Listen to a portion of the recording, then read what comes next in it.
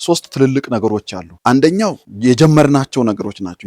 የእግዚአብሔር ቃል ማንበብና ማጥናት መተግበር የሚለው አንዱ ለቤተ ክርስቲያንም እድገት ለግለሰቡም ለምእመኑም እድገት ወሳኝ ነው። ሁለተኛ ነገር ደግሞ በየጊዜው ጸሎት ያስፈልገናል። በየጊዜው ሳታቋርጡ ጸልዩ ነው የሚለው። ሳናቋርጥ የምንጸልይ ከሆነ ቃሉን የምናነብብ ከሆነ ወንጌልን ላልደረሰበት ስፍራ የማድረስ አቅም እናገኛለን። ስለዚህ እነዚህ ሁለቱ ነገሮች ወሳኝ ናቸው።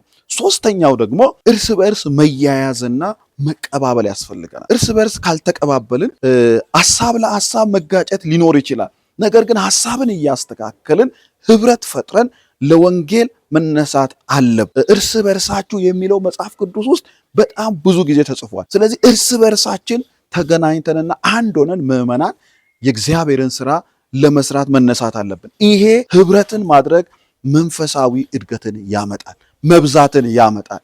አለበለዛ ዝም ብሎ እርስ በርስ መጋጨት ከመጣ ልክ እንደ ኩሬ ውሃ ዝም ብሎ ቁጭ ያለና ወባ፣ ታይፎይድ፣ ሌሎች በሽታዎችን እንደሚያመጣ እንደዛ በሽታ በቤተ ክርስቲያን ውስጥ ይሆናል። የሚሄድ ወንዝ ግን የሚሄድ ነገር ህብረት ያለው ግን ቆሻሻ ውሃም ቢሆን ኃጢአታችንን እያጠበ አካባቢውን ግን እያለማ ነው የሚሄደው። ቤተ ክርስቲያን የምትሄድ ናት እንጂ ቤተ ክርስቲያን የምትቀመጥ አይደለችም።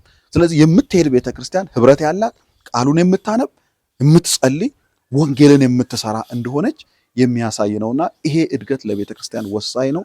ሪቫይቫልን በዚህ መንገድ ይመጣል ብለን እናምናለን።